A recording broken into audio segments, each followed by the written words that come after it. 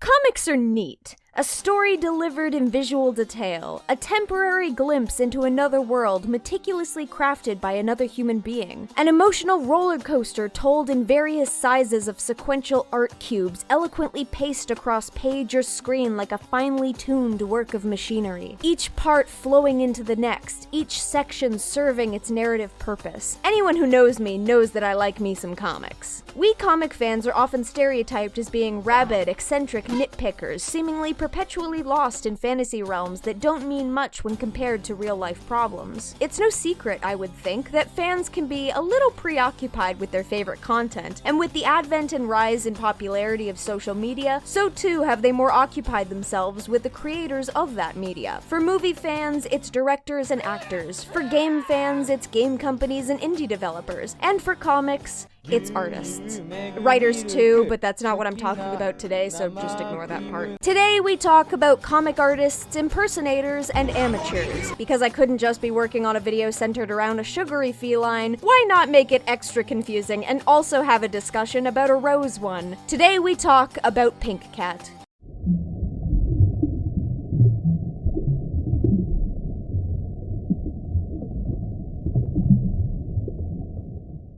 TCAF is the colloquial nickname given to the Toronto Comic Arts Festival, a free admission trade show event completely focused around spotlighting both well-known and indie comic creators. It's a fantastic means of broadening your reading through a diverse delve into creative stories from all walks of life that you otherwise may never have been exposed to. TLDR, it's a convention with a lean towards indie comics and a very heavy focus on inclusion and diversity within the medium. The official TCAF Twitter, @TorontoComics, began putting out promotional tweets advertising the featured guests for this year's event. All was going well and with little to no reaction from the community up until May 28th when the second round of featured guests arrived. Hashtag TCAF. Hashtag TCAF welcomes Pink Cat at Pink Cat Daily as a featured guest for 2022. Read her bio here. The outrage was immediate and palpable. Hey, I love TCAF, favorite event in the city, look forward to it every year. Gotta say, this fucking sucks. I'm an exhibitor at TCAF this year. This person seems like a very poor choice for a featured guest at a comics arts festival. Please reconsider. I thought the C in TCAF stood for comics, not con artists. I'm so embarrassed. Does TCAF understand how bad the optics are in this decision and how bad it will look on the day of the event? It's like inviting a butcher to a vegan's house. Gonna welcome them to Canada by pouring Tim Hortons on their table. I am confused as to why someone who seems to have absolutely no familiarity with / open disdain for the comics community would be featured at this show. This is disappointing and gross. I just want to say I hate this. So which members of your staff are actively invested in Pink Cat NFTs? Why would TCAF invite an NFT grifter when the comics community has been on the front line of denouncing NFTs? Why would TCAF disrespect their artists and guests with such a huge FU? So let me guess, this person paid you guys off or something for their spot because really, an NFT artist as a featured guest at a comics show? Lol. No one in indie comics knows who this is and they barely have any comics work. This is glaringly bizarre. Not only did many fan concerns seemingly center on how Pink Cat conducted her business, but also on the very nature of her artwork. Hey, it's actually @PinkCatNFT on Twitter. Thank you for the invite. Can't wait to attend.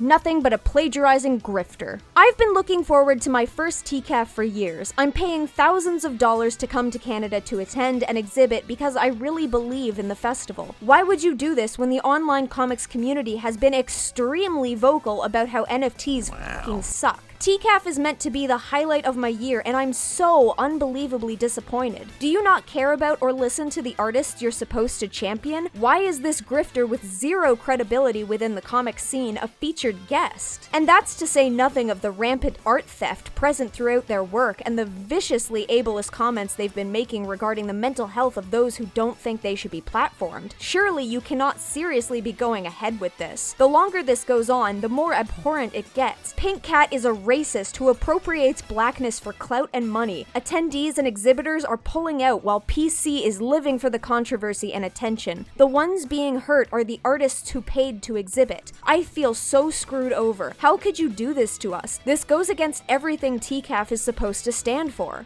While it's difficult to discern the true origin behind some of the accusations, the community made their concerns quite known. But why so much outrage? Who exactly is Pink Cat? I'd certainly never heard of her before now. According to information she's put forward about herself through social media, while known as Pink Cat online, Saba Mawil is a single mother and Muslim designer born in Shiraz, Iran, moving to the United States at the age of 4 and growing up in Oakland, California. Having also indulged in previous projects like the brand for her music and clothing line, Cult Days, she is currently best known for the daily illustrations she puts out on her Instagram featuring her titular Pink Cat persona character. The aesthetics present in her artwork are also intended to reflect her mixed cultural upbringing. Mawil's style blends Middle Eastern magic and mysticism with the vibrant bubblegum pop art of skaters and stoners. This is also generally paired with what seems to be her preference for watercolor textures. The Pink Cat Instagram, according to Mawil, I'm gonna be honest with you guys, I couldn't be bothered to check, has been uploading daily since 2016. At first glance, a very impressive feat, but that viewpoint might change given the full context as to how exactly she achieved it. Indeed, there were a plethora of reasons the indie comics community were all too prepared to voice in defense of their distrust not only of Pink Cat, but also her initial inclusion in the event. And they voiced those concerns like there was no tomorrow. Seriously, comments on featured guest tweets went from little to no activity to over 400 comments on one tweet in the span of 2 days. These comments would have you believe that Pink Cat was transphobic, anti-Semitic, racist against Black and Indigenous peoples. They accused her of being nothing but a clout-chasing weirdo who wanted to start a cult of all things. Outside of her behavior, even her art was decried as nothing but pop trash traced from the work of others, and that she herself was a deceitful scam artist. That's definitely a lot, but how much of it is actually true? After all, we've seen time and again that internet clout chasers will just say awful things about people they've never even met and barely know anything about, seemingly for no reason. So is this the case here, or are there legitimate problems to be had with the artist Pink Cat? Let's start by breaking down the origin for each of these accusations. After going through the majority of the comments from the TCAF post, the summation of the allegations stem from 2 interview articles from 2018 and 2019, a series of tweets, and Pink Cat's artistic practices themselves. In 2018, Pink Cat was interviewed by Layla Halabian of TheFader.com for the article Saba Mawil of Cult Days Can't Be Boxed In. This is where the accusations of Mawil being anti-native and a clout-chasing aspiring cult leader come from. That's a sentence. Tell me about Cult Days. How did this project of yours begin?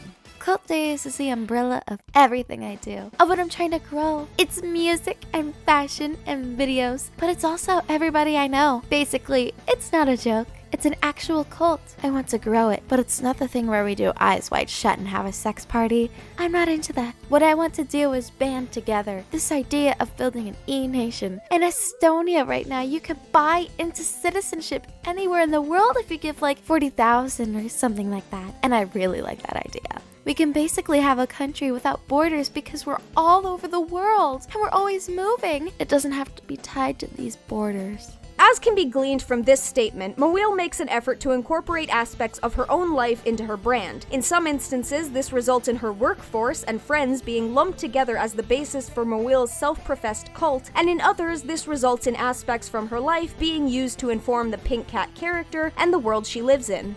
I want to go back to your cult for a second. Okay. What the Wow. is this? I want to go back to your cult for a second. If you were initiating someone into it, what would you tell them? The cult I've been building is based on love, trust, loyalty, and reciprocation. I don't care about that, and I'm the one who's doing it. People who are trying to make me feel bad or maybe incite empathy within me, it's not moving the needle. We are all cells in the same body. I'm trying to be the most radical cell in the body, with the goal of radicalize getting the rest of the body's DNAs so that we, the body, can go beyond expectation and perform something supernatural and beautiful and live in a state of perpetual nirvana. Is this a fucking MLM? I know it probably wasn't intentional, but does that description sound like cancer to anyone else? Cells radicalizing other parts of the body in an effort to get them to do a different job than originally intended?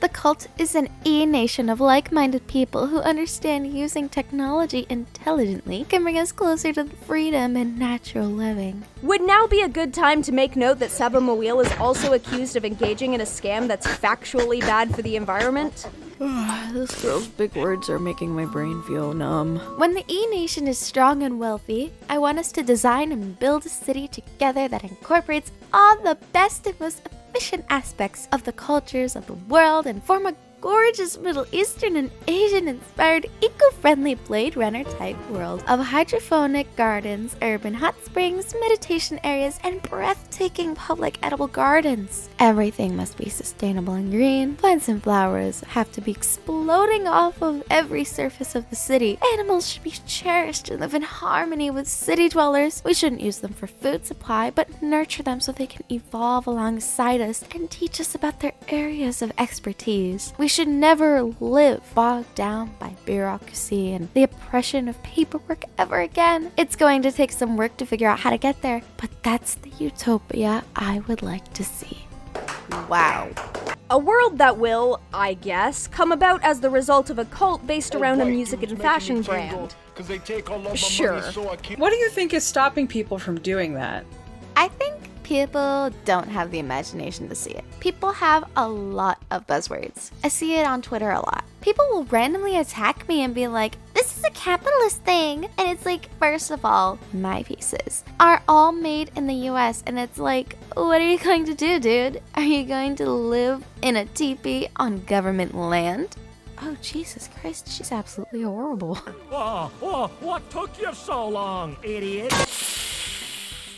This jab is where the accusation of her being anti-native comes from, casually inferring that they still live in teepees and passively insulting those who live on reservations. I guess the implication being that they're not subjected to capitalism by doing so. Personally, I don't think a Welsh-descended white Canadian, that being me, is the one to look to make that determination outright, especially based off of a single quote from a 2018 article, especially given that the article also indicates that Moeel was providing her answers while driving around Oakland, so we can infer that not all of her attention was being paid to what was being said. Whether that makes her statement more or less accurate to her overall beliefs, I cannot be sure. I am unaware of anything within her artwork that might also point towards this same alleged viewpoint. Regardless, people have ample reason to take issue with this remark. Which is instead why you should listen to Cole Pauls, the artist whom TCAF had commissioned to design their website and poster the previous year, and who was at TCAF this year when they decry Pink Cat's anti-native remarks and state that the person who made them is a racist. Haha, psych! I bet I got you. I bet you fell for it. Have you ever considered taking your design skills towards urban planning to make these visions come to life? Not really. My friend works in city planning and it's really cool, but hella technical and hella reading and research. That's not really my bag. My bag is making music and fashion. I have the ideas and I can draw them, but I don't want to do any technical research. I just want to become enough of a celebrity so I can get on a bullhorn and say the ideas so that people can get a team together and do it. Sounds about right for a cult leader, honestly. Just sit back and order everybody else around into making the world a better place based on a vague concept of idealized urban living based on fictional media. Draw people in with cat memes, manipulate them into making the changes in the world that you want to see. Get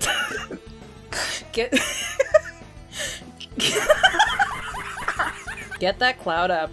Exactly! So many people have clout and they don't do anything with it. Just selling weird tea or whack-ass clothes. Feel the need to interject and point out that Cult Days is a music and fashion brand and that Pink Cat obviously sells merch and books of her titular character. Some of the clothes she sells just have a small illustration of Pink Cat up in one corner of the apparel. Generally, this is indicative of apparel based on brand recognition. Very supreme. Oh yes, and the article stated a little earlier, the Cult Days collections, which often consist of apparel, books, and everything in between, are modeled after Hypebeast capsule drops, and Moeel makes it clear she wants her line to grow through that model. I was like, dude, what's going on? I would kill for these opportunities. For so long, when I was in New York, no one was trying to hear me out. I watched my ex-husband throw so many opportunities away because he didn't feel like doing those things, but no one was asking me what I could do. I'm curious as to whether those opportunities include being invited to a comics event where your expenses are all paid for, including the table, flight, and hotel stay, as was allegedly the case with regards to her invitation to TCAF. Tell me more about your pink cat character. She's very cute, but also will drop literal bombs. I want to make Pink Cat into a Netflix show. That's my goal. I started writing episodes at first. She was married. But then I got divorced and was like, hell no, she's definitely single. I started writing again. Want it to take place in an alternate area. I'm recording a rap album. It's gonna be so I just really wanted to see a character that was dynamic. You always have these cats, whether it's ancient Egypt with cat worshipping, or it's a #1 hit on the internet. Everyone loves it. I love it. That's not going away. It's a modern take on eternal cat characters like Garfield and Felix. But she's definitely going to smoke, drink, and own a gun. I don't want it to be a claimed thing. I want it to be really representative of what people are thinking and feeling. People started asking for merch, and it was really cool they were relating to it. But why wouldn't they be? This is hell. I just want to take a quick moment to highlight this last statement. Why wouldn't people relate to the character? After all, she was designed to be relatable. This actually ties into the next set of allegations we'll be looking at. To find the origin of the allegations of black culture appropriation, we need look no further than the tweets put out by the professional comic artists dissatisfied with Pink Cat's invitation to the event. Creator of the comic Check Please, Ngozi Ukazu, revoked her own invitation to TCAF, stating in a tweet, I will no longer be attending TCAF. Not only do I disagree with the platforming of NFTs, but I will also not be a featured guest alongside an influencer who traces art and explicitly commodifies black culture. What was the thought process behind this at Toronto Comics? The original tweet includes 2 screenshots of what is at first unknown origin until you scroll down to her second tweet. Thanks to @Crossberg for linking this article from 2019. This quote tweet links back to a new Twitter thread, this time written by Caitlin Rosberg, which in turn connected to another Twitter thread by Corey Bing, also about Pink Cat. Rosberg says, I just went down a much deeper rabbit hole than I needed to because I was curious as to how her account is so big. She had a quote-unquote music and fashion Twitter presence that she renamed to this sometime after 2018-2019. In July 2020, she gained 4K followers, pivoted to NFTs in late 2021. Continuing the thread into the tweet Ngozi had quote tweeted, we are provided with an article from 2019 written by Chinwe Onaya, Because of the Internet, Cult Days, Saba Mawil, and the Rise of Pink Cat. The link to the article is an archive as, according to Rosberg, the original has since been scrubbed from the web. While this article uses fewer direct quotes in favor of the writer detailing, in what we can assume to be their own words, Pink Cat's artistic aesthetics and the meanings and influence behind the titular character, there are still small segments of what we can infer are transcriptions of Saba Mawil's own wording, and according to the screenshots provided by Ukazu, this is where a lot of the issues with Pink Cat's behavior reside. With regards to Pink Cat, the article reads, she holds a trove of ephemeral cultural moments, cuts the chaser, and serves it up neat. Her posts are funny but provocative. She's a singular entity with tens of thousands of social media followers tangentially molding her. Pink Cat is a little bit of everyone. I like letting everyone else influence it too. I feel like she's like Big Robot and I'm like kind of controlling behind her eyes. But there's so many people working too. The article goes on to detail Mawil's beliefs regarding the human mind and its ability to create, as well as the concept of being the one, a belief in herself that Mawil claims to have taken on as a result of the media she was exposed to. All her life, Saba believed she could be the one. She says the movies and TV shows she watched as a kid pushed a propaganda that she's the one who can change the world, and she's believed this ever since. Seems a little God Complex-esque, but alright, whatever helps you produce your artwork, I guess. Saba wants to turn Pink Cat into a Cartoon Network show, bigger merch, maybe have a physical location for her. For right now, she's fun for Saba and what she spends a lot of her time on. It's easy to see why. A cartoon allows her to be subversive and be different kinds of people. She's a bunch of stuff. She's an Instagram honey. She's a meme. She's your fave. She's a manifestation of culture. She is black. What? Pardon me? I don't know how people will feel about this statement, but we need to right now accept that black culture is dominant in the United States currently. Pink Cat is black. What's he talking about?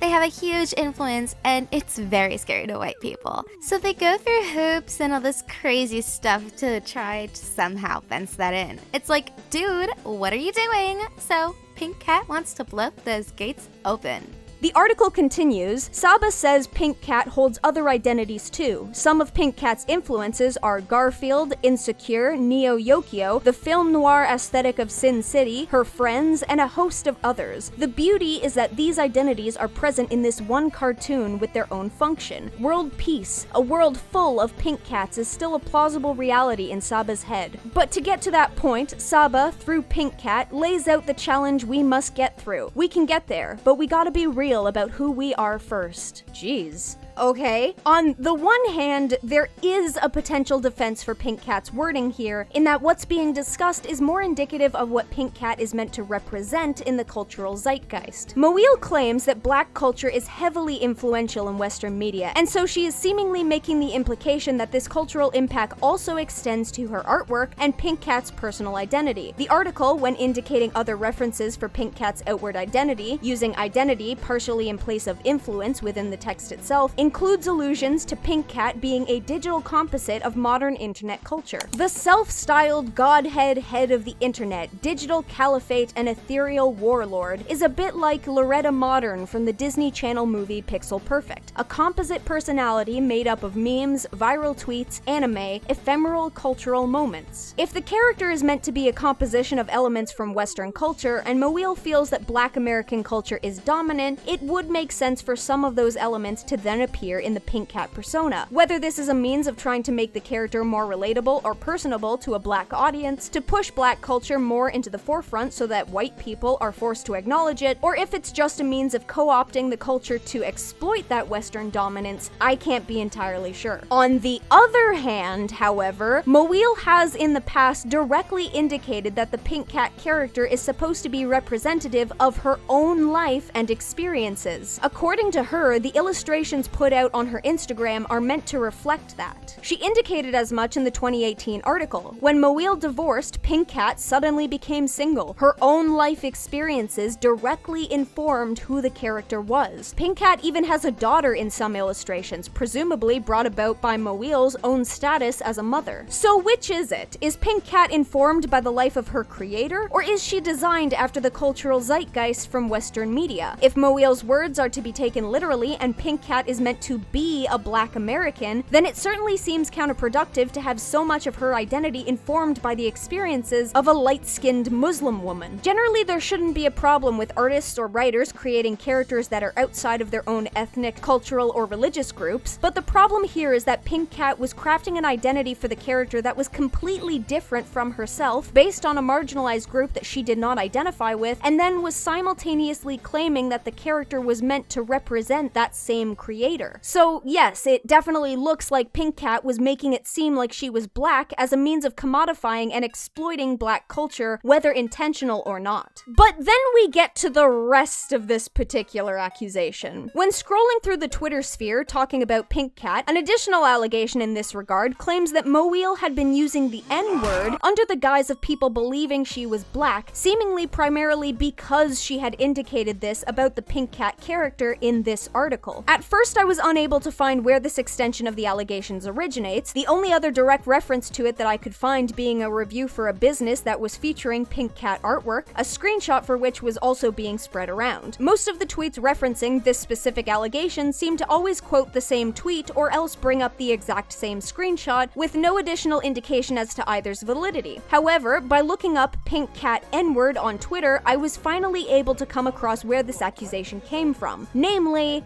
her own artwork. On June 16th, 2020, the @PinkCat NFT Twitter account put out the following. There is a fake profile of me. The Bay is weird. People will complain about not having money, then spend all their time hating on someone instead of just setting up their own business. I don't say the N-word, and I never have. To which a reply from @TheOldJT provides 2 images of Pink Cat's artwork. So you're not gonna cut that N-word off? Fuck what a N-word gotta say! Pink Cat did not respond to this tweet. One would think that if the illustrations were forged or edited, she would have pointed that out or else provided the originals. Although in this same search, I came across another tweet from Moeel, this time from August 20th, 2019, roughly 1 month after the interview with Chinwe Onaya. Don't check me. Check your Asian homies that say the N-word. How illuminating. The next set of allegations are much easier to determine the origins of, as they all seem to be directly based on things that Pink Cat herself has said on Twitter. Whether that be transphobia. Alright, before I record anymore, I just want to say if you are sensitive to religious intolerance or racial stereotypes, please skip ahead a bit to this timestamp. I know that I'm reading all of these quotes and stuff out, but even reading these made my stomach hurt. So anyway, back to the video. Just check the social medias of my enemies, and yes, they are still vapid, tranny, Mona Lisa-looking beezies. I love my teeth. I want to always be a cat. I'm trans species. Respect my choices. Homophobia. Pansexual. Okay, how about the Occidentals calm down? We've been staying in San Francisco a while. It's crazy how even the gunshots sound gay. Sorta ethereal and echoey. Anti-Semitism. I thought he was a Moroccan Jew. How else could someone get such a high-paying job? Or a condescending outlook on amateur or small content artists. Winwood in Miami is dope. Lots of very pro-looking murals. Not community murals. LMAO, I don't enjoy amateur artists being given grand platforms. All over the buildings, the sidewalks, huge scale, breathing life into my eyes and brain. Pink Cat would set up a potential defense for herself in this regard on May 30th amidst a whole day of tweeting about the accusations brought up from the 28th. Just to make sure I had the correct times for when she tweeted these out, I double-checked the time difference between where Pink Cat lives in Oakland versus where I live in Toronto. There's a 3-hour time difference in my favor, so please keep in mind that when I take screenshots, they are provided from my time zone, so I'll be reading out what time Pink Cat would have actually tweeted it from her time zone. So there's gonna be a 3-hour difference from what the screenshots say versus what I say. Just wanted to clarify that so people don't get confused. From 11:29 a.m. Oakland time. The fact that someone can impersonate you and it not being verified on-chain is another for artists to mint all artwork on the blockchain. This is why I'm considering Solana for minting my daily one-on-one. Tweeting again at 11:35 a.m. We gotta listen to accounts that are doxxed, with real people behind them. Anyone can say anything from behind an unverified PFP. Keep that in mind when you read comments from a non-doxed account.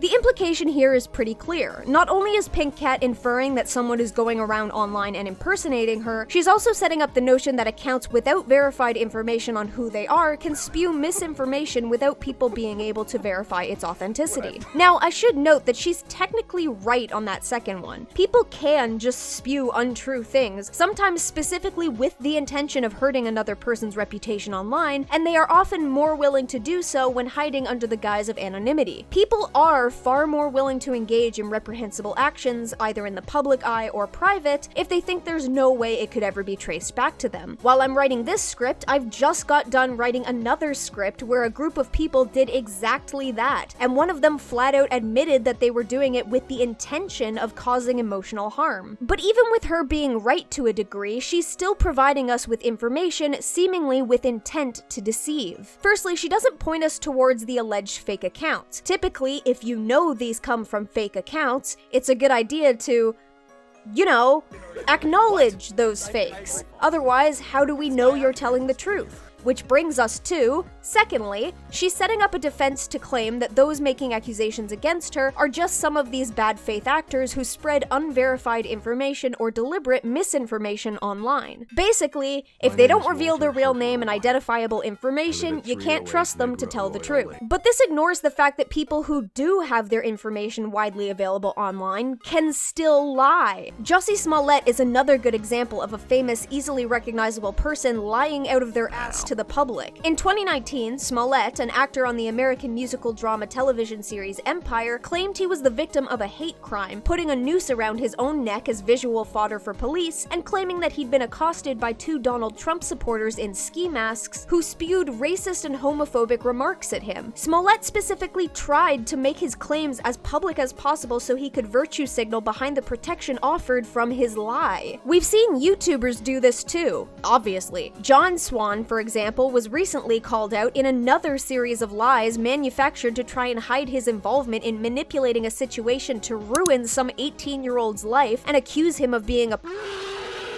I know you guys probably don't know about this, but here's a teaser. I'm also working on a script talking about YouTubers who faked their online, some of them with their names and faces already being very public. That would also qualify as verified people lying. And what does that say of the verified other comic artists who took issue with Pink Cat? What about Ryan Dunleavy? Or what about Ngozi Okazu? She's clearly verified as a real person, so shouldn't we listen to her? And she took issue with Pink Cat being involved in TCAF, so should the fact that she spoke out about it then act as confirmation that Pink Cat was commodifying black culture and does indeed plagiarize the work of others? Or would Pink Cat just further write it off as Okazu being misinformed and spreading information provided from these alleged impersonation accounts? Oh, another thing I've just realized, by setting up this notion that only verified or doxed accounts should be trusted, Pink Cat is informing us that she should be trusted. After all, we know who Pink Cat is. She's Saba Muil. We know she lives in Oakland, California. We know she's a mother and a single designer. We know aspects of her life because she uses it to inform her work. She's effectively getting across to us that because we know all of this information about her,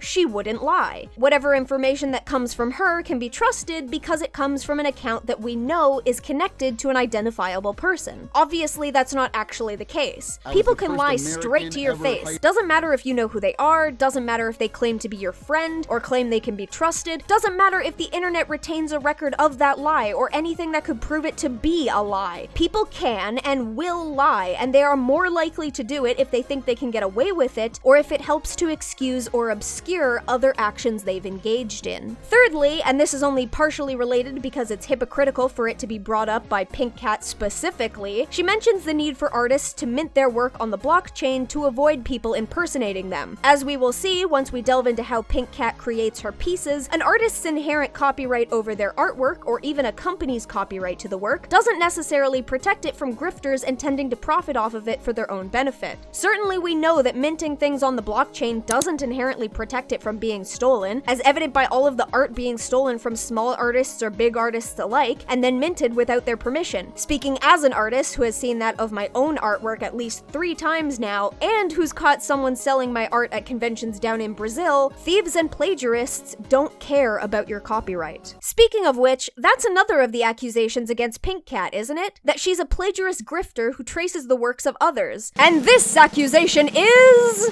true.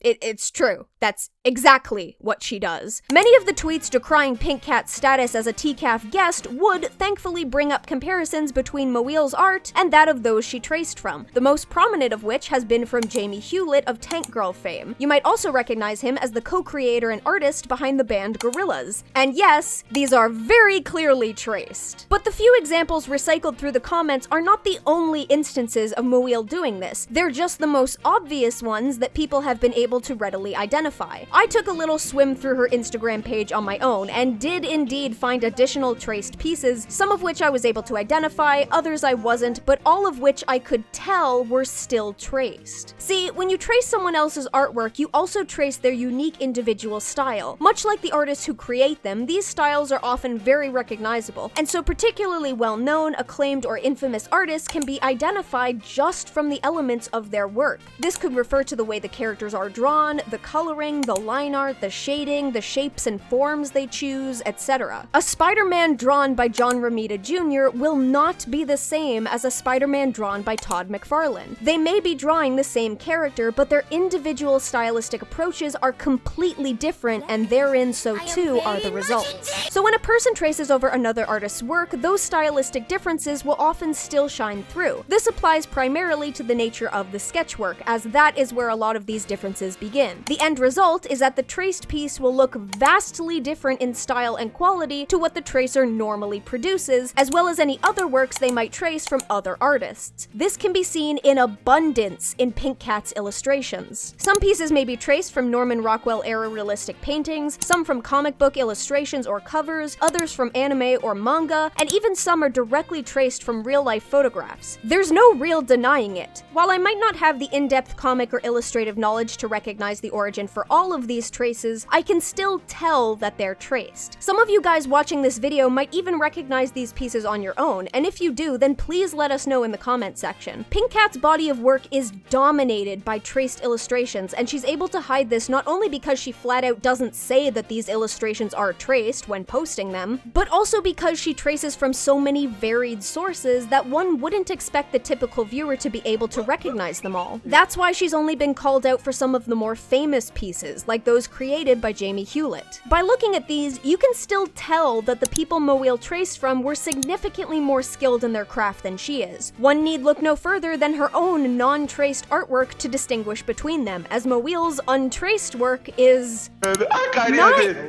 the best. I don't normally like to mock the quality of another person's artwork, because you never know what sort of resources or time they've had at their disposal to really refine those skills, and this situation is no different. I'm not going to mock an artist for putting their heart on their sleeve and presenting to us the best of what they have to offer. But in instances where people choose not to bother with their own skills in favor of leeching off of the hard work and development of others, gotta say, the lines start to blur a little bit. Either way, it just wouldn't be cool to mock Moelle's personal non-traced work. If anything, that would probably just spur her into tracing even more. Ageism in the art community is definitely a problem, and I don't want to contribute to it by implying that she should be at a certain skill level at whatever age she's at. Anybody can start doing art at any point in their lives, whether they be 7 or 72, and they shouldn't feel embarrassed about not being a master right away. That's not what art is about.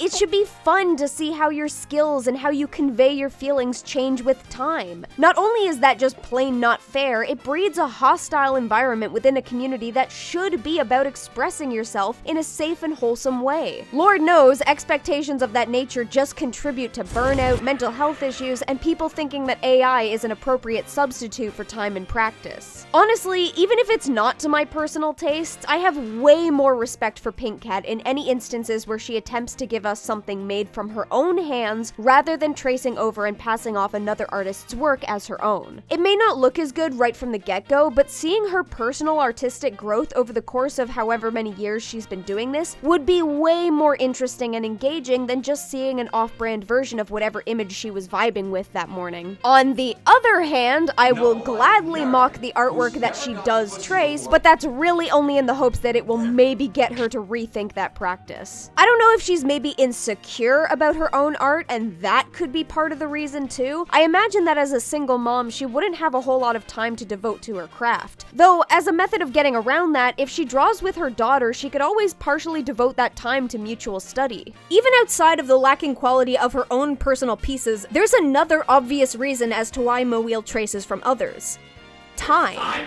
Pink Cat Daily is just as it advertises, a daily uploading Instagram page, meaning that Moelle has to be able to put out at least one art piece every single day. Maybe discounting days when she puts out advertising material? I don't know if she doubles it up. Try a daily art challenge, see how long you last and how you feel by the end of it. Putting out daily content is exhausting and difficult, especially for artists. Some days you can't get the creative juices flowing, some days the illustration you're working on takes longer than others. Some days you've just got other priorities and you literally don't have time to sit down and draw. But according to Moelle, she's been doing this every day for the past 6 years, all while being a single mother and running her own business. It's no wonder she traces from others. She probably can't keep up with the schedule that she's made for herself. Even the very nature of how she goes about tracing and then coloring that traced art probably results in the work getting done extremely quickly. As an example of what I mean, and because I just have to make things more difficult for myself, I've traced some of my own artwork as well as pictures of myself in a vein similar to how Moelle does it. The footage for that is what you will see playing in the background of this video. I do this specifically to make note of how easy it is to produce a lot of content very quickly using this method. Gotta admit, I'm excited to see how many people dive into the comment section to shame me for tracing before hitting this point in the video and hearing the context behind it.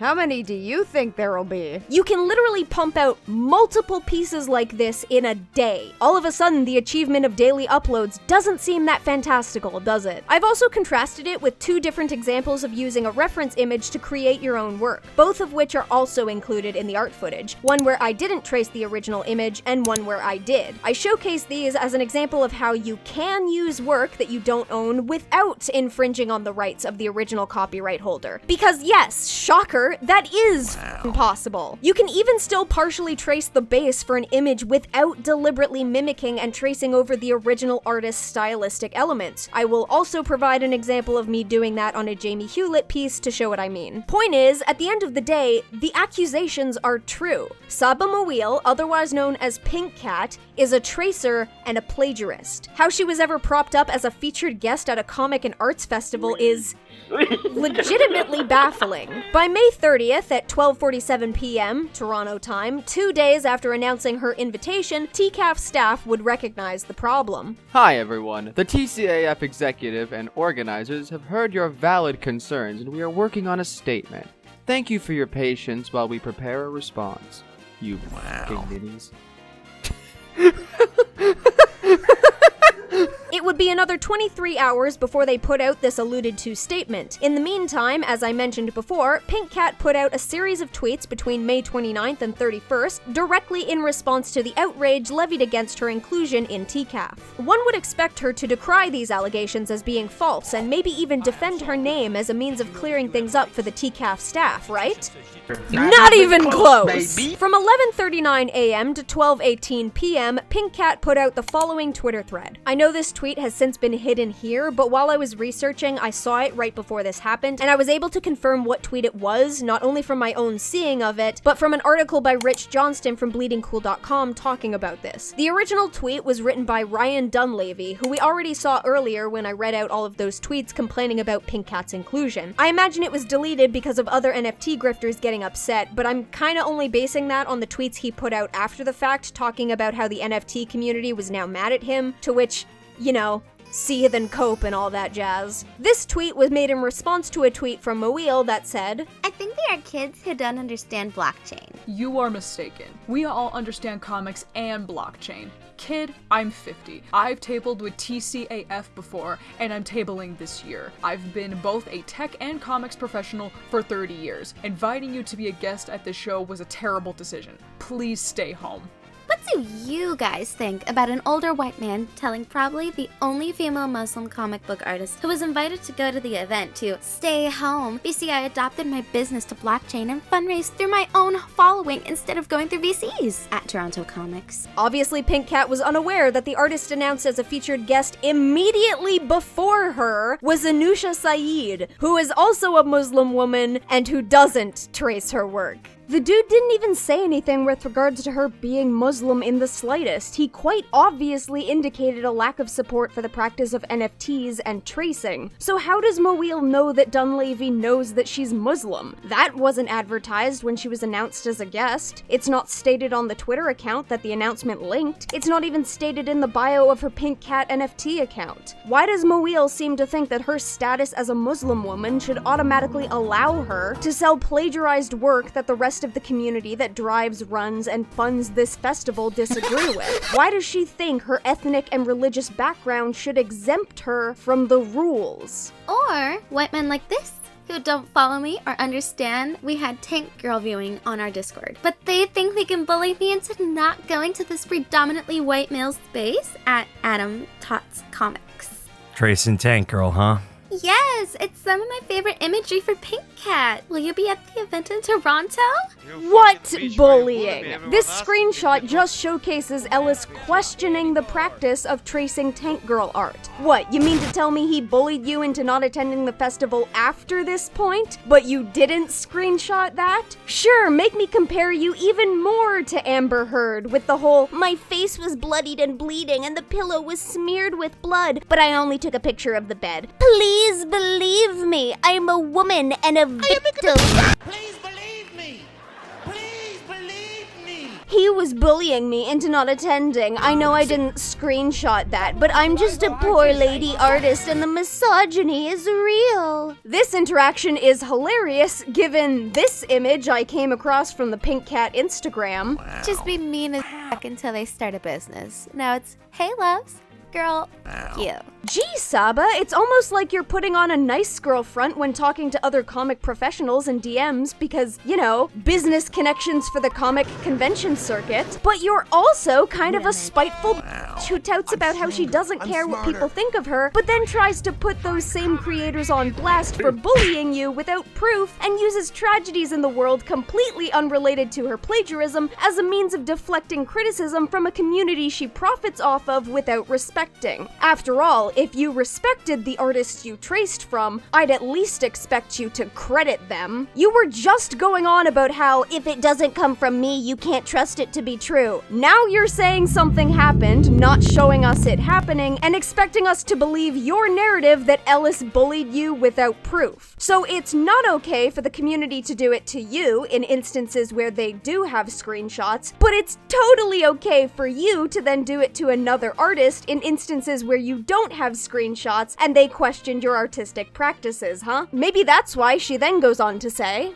I'm a single mom who has been posting every day, my life. I have said multiple times, Pink Cat is the internet. It represents what it's like to be a modern woman. I have 2,500 plus drawings. Some are references, some are my own, some are memes. It's my life, my work, for me. I think we can assume this comment is with regards to the whole Pink Cat is black thing, so I was partially right, even if not in her initial intention, at least in the potential defense that she would use. So, I guess Pink Cat is supposed to be black? I mean, if she's supposed to be a representative of the modern woman, and black culture is dominant in modern-day Western culture, or are these just metaphors we're speaking about here? It's not for anyone else. If you follow it and it speaks to you, good. If you have a problem with me, my identity, technique, narrative, kick rocks. It's not for you. I come from a religion completely decimated by white supremacy and imperialism. As someone being like, that's a Disney character you drew. Like, yes, it's a common, well-known meme we women use on Web 2. BC Toxic Incorporated colonist Disney was stuffed down our throats. This is specifically referencing the fact that she's also been called out for tracing images from Disney, so her defense here is, lots of women do it because Disney is evil. Not exactly sure how Disney is supposed to be colonialist, but okay. I also question whether those lots of other women trace and then sell those traces for profit, or whether they're just doing it for a meme.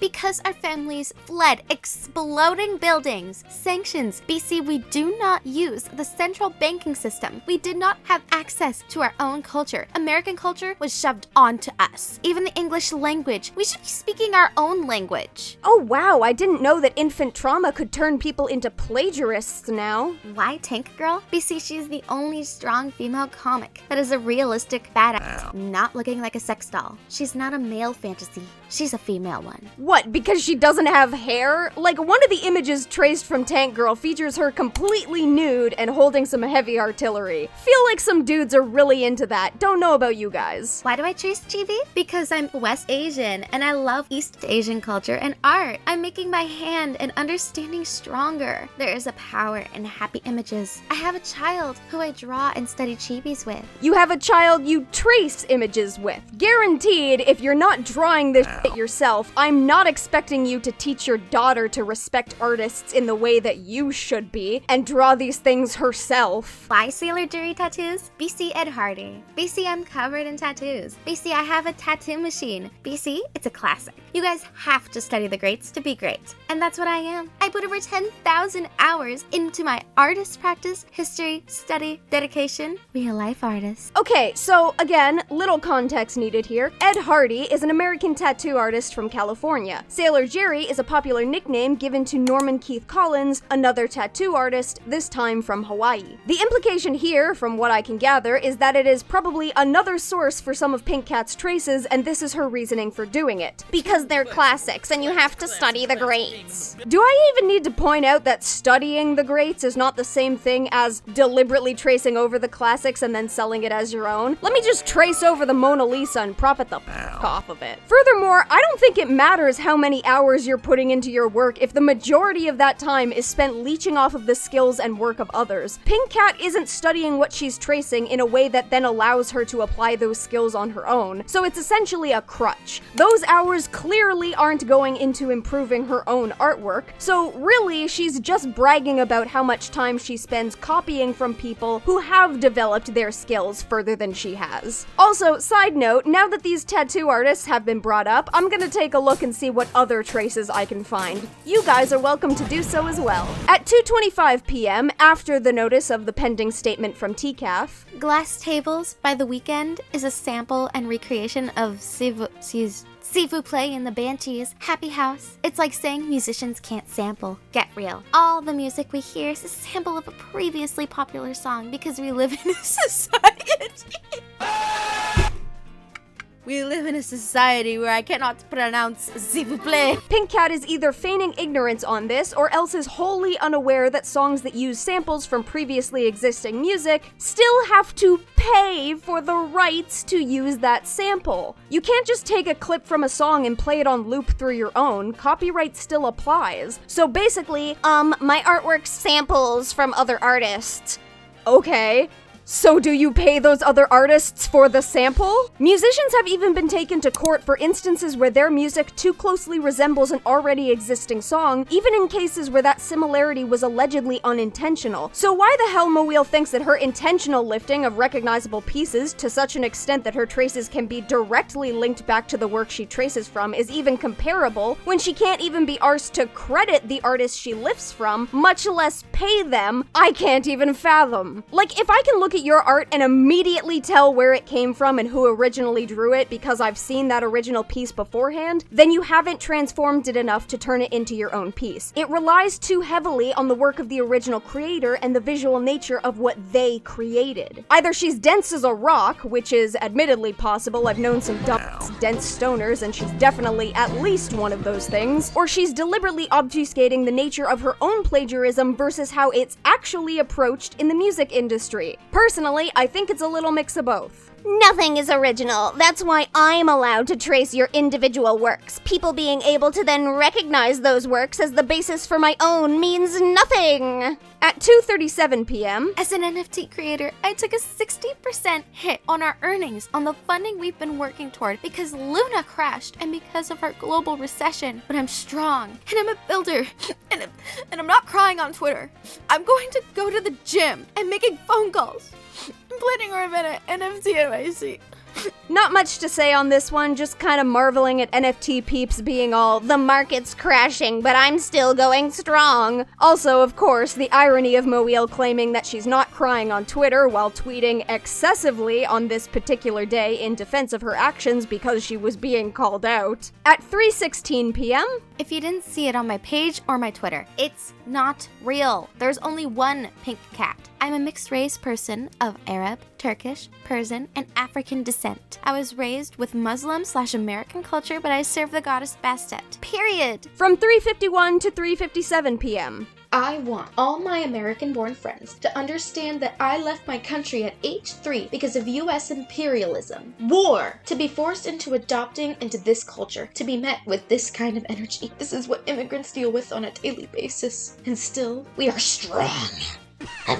This isn't fair for us and never has been, but it's also what it means to swim with titans. Big organizations come out to try and destroy my community of 90% women, mostly WOC like me. Look at these clowns, so afraid of us. We have something very special and they know it. The big organizations, I guess, being all of the individual people and artists on Twitter who spoke out about her inclusion. Congrats, guys! I didn't realize you'd all banded together into a company. What products does it market? Anti-Pink Cat merch? They are threatening me with words and violence of exclusion. Is that what the world needs more of? Is that what people need more of? Is that joyful, positivity, futuristic growth? Violence and exclusion over over a person selling a comic book because of my identity? Really now? Literally nobody decrying Pink Cat's featured guest status on Twitter mentioned the fact that she was Muslim as being a reason. Moeel's just pulling this out of her ass as a means of victimizing herself. Could people have been taking it too far and been harassing her with anti-Islamic rhetoric in her DMs? Completely possible, won't deny it in the slightest. But have we seen that from Moeel?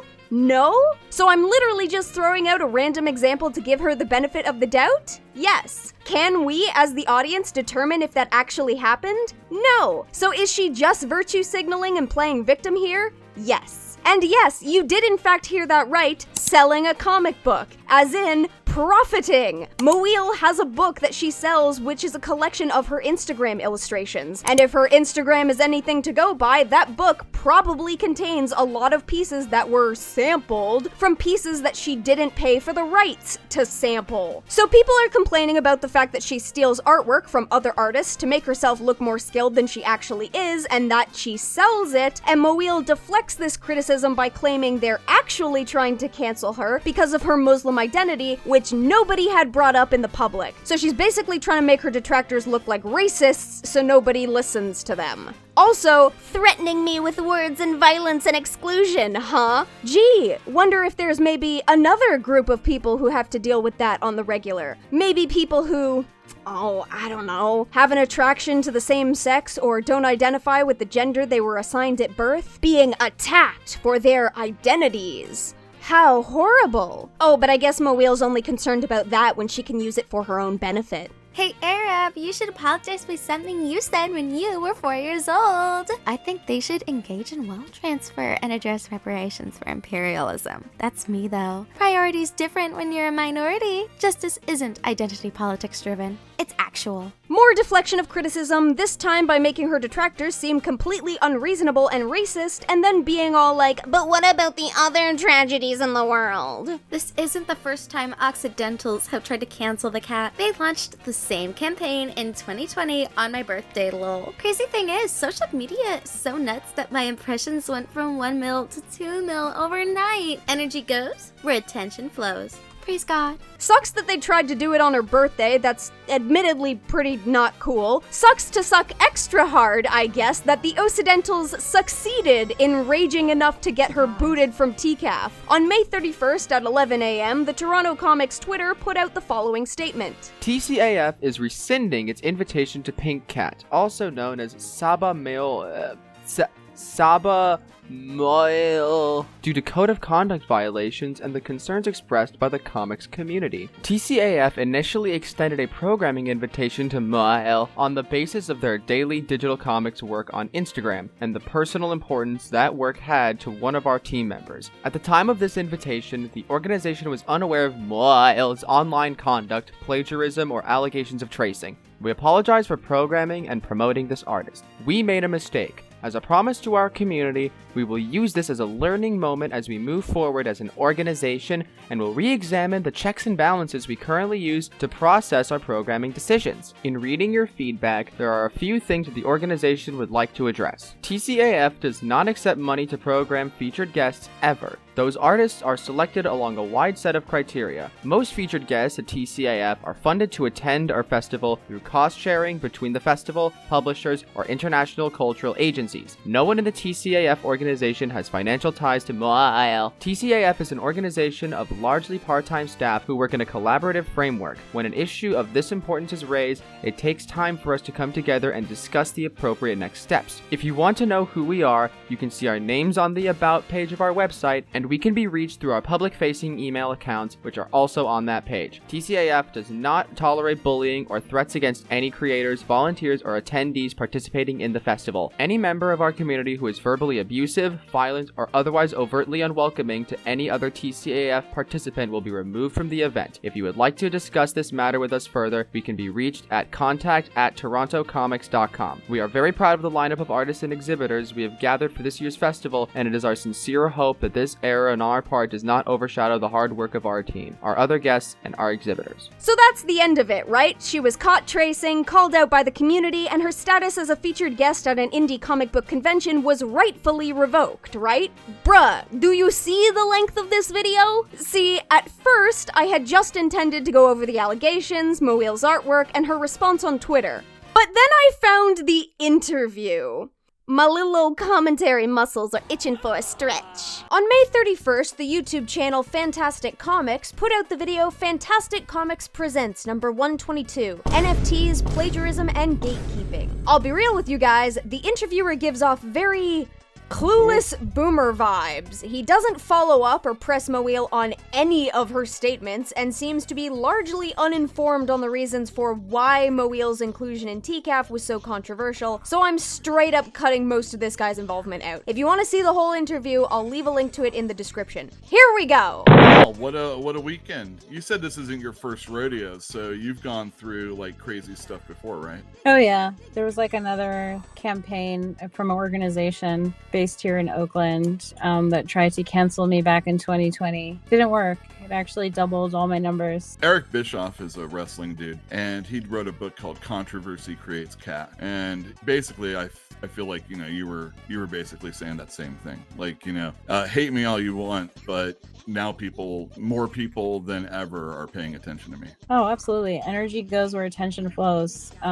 And I feel like if we want something to happen, we give it attention. If we don't like something and we don't want it to happen, we don't look at it at all. Like, I don't go into like 4chan and like look at like, you know, like supremacist, like discords and shit like that.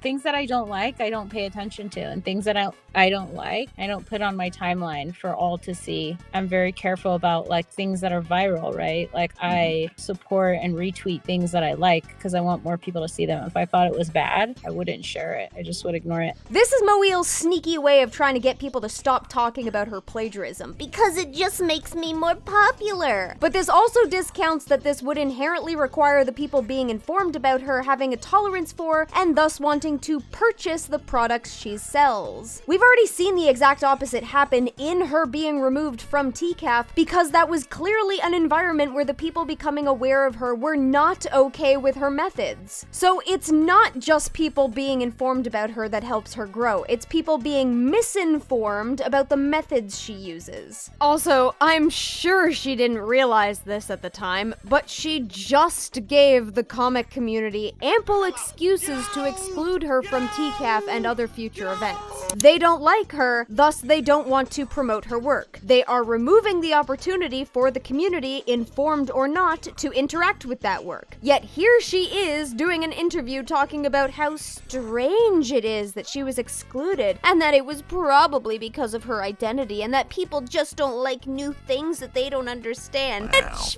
So it's like a strange way for people interacting with me. Like people, people that I know in my community, they're like, oh, what is going on? I'm like, a lot more people are coming into contact with my work, and not all the time when people see something new. A lot of times they don't know how to behave. It's like when something is new and it's foreign, you might be afraid of it, or you might just immediately hate on it just because you don't know what else to say or do. You don't have your opinions formed on it, so you're like, oh no, I don't like that. I don't like that. Except the work isn't new. We've seen it before, in the forms of the original pieces Moeil appropriated from. Literally, it's the fact that this work isn't new and people have seen it before, which is the core of the issues taken with her. Even more so, it's the fact that this isn't new, but she's passing it off like it is. I would say mostly pop culture, but I want to say it stems from really crazy comic book people. They get up in arms no matter what the thing is. It's proof to show you that there are so many different angles that you can look at something. Anybody can be offended by it. Yeah, so I really didn't expect the comic book crowd to be a rowdy crowd. Like, I'm not involved in any scene. So I really was just not knowing at all anything about this. So I am, I do this for me. I don't do this to be part of an organization or a club or like have friends. Outside of when you were professing to Adam Ellis about how excited you were to meet people at TCAF, huh? Also, I'm sorry, but is this this Moeel admitting that she's not even a fan of the works that she traces from? Like, I know earlier she said that she loved Tank Girl and was a fan of that comic, but now she's saying that she's not involved in the comic scene, so she's admitting that she has no real investment in the community whose works she uses as a basis for her own? It's really a conversation with myself, and when we published the comic book, it was really a way to get my work, which is my diary. It's my diary and it's my calendar off Instagram, because like the whole conversation is that Meta owns our data. So I didn't even like own my own work. It's like something someone else owns it. So we were like, oh well, let's publish it in a book so we can like download all the files and have it in a physical piece instead of just floating online. Like, what if Meta shuts down? What if, we just wanted a physical copy. This is so stupid. If her work was just for her, she wouldn't need to post it. She wouldn't need to claim ownership by creating a book. She's not creating works exclusively for herself and her own mental well-being. She's doing it to build an audience. The interviews we went over earlier quite clearly explained to us that Moeel wants to grow a viewer base, and she has been using the Pink Cat character to do so. Literally anyone could defend any bad thing they do with, well, I was just doing it for myself. We know you were, because what you were doing by appropriating the works of others and not telling people where your pieces were sourced from is a selfish action. So obviously you were doing it for yourself. This also goes against her earlier defense that Pink Cat is meant to be relatable. She's meant to be a representation of the modern woman that lots of people can relate to. If it's supposed to be her personal diary, something just for Moeel, then why did she earlier state that this was something she was purposely crafting for other people to relate to? Also, what do you mean download all the files? You don't keep your files when you upload them to Instagram? There was a creator called Dog Meets Food, and he gets his dog in the shot of every meal that he makes, and it's every day. It's just the most immaculate food you ever wanted to eat. And one day he had like Korean food, and the dog was in the picture, and of course somebody saw that and was like, what the F? And they tried to they took down like all his Instagram posts, and he lost it. Like, that was going to be his cookbook, that he was doing. Yeah. And I don't know if he finally recovered that or what. Okay, I'm gonna be cutting out the majority of what this guy says because he quite obviously has no idea what he's talking about. I'm not even convinced he fully understood why Pink Cat was removed from TCAF before conducting this interview. He legitimately sounds that clueless. But I wanted to include this as a means of demonstrating that to you guys. He compares someone taking pictures of food and their dog, images that he would own the full copyright for, and people being upset because they read into a joke that wasn't there, to what Pink Cat was doing, which was her tracing over images that she didn't have the copyright for, not telling people that's what she was doing, and people rightfully not wanting to support her plagiarized work and wanting her removed from an event where she could take advantage of fan ignorance to profit further. He really be that